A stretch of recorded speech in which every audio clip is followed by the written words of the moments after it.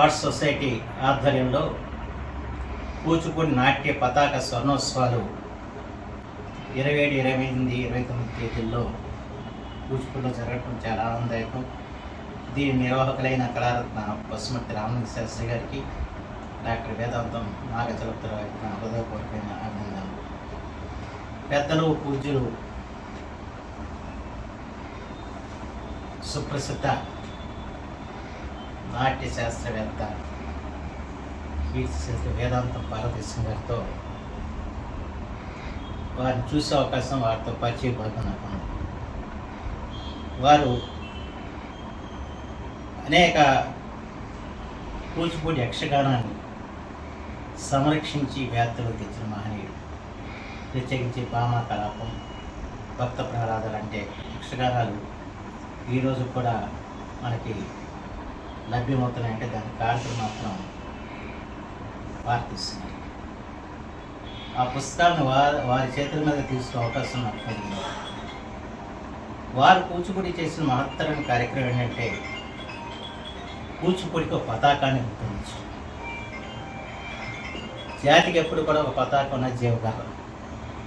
అలాగే కూచిపూడి నాట్యానికి కూడా ఒక పతాకం కావాలని చెప్పిన గొప్ప ఆలోచన చేసి అద్భుతమైన పతాకాన్ని ఆయన నిర్మాణం చేసి 50 సంవత్సరాలు అయింది.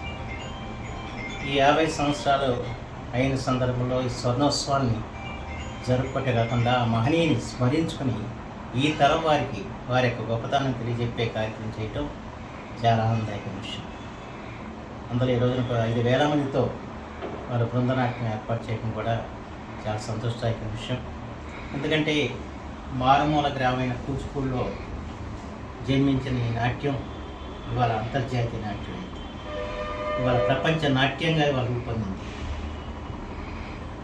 ఇవాళ ఇతర దేశాలకు వెళ్తే మన దేశంలో కూడా ఎక్కువగా ఈ నాట్యాన్ని మన తెలుగు పిల్లలు అభ్యసిస్తున్నారు. అలాగే ఇతర భాషలు అభ్యసిస్తున్న పరిస్థితి వచ్చింది.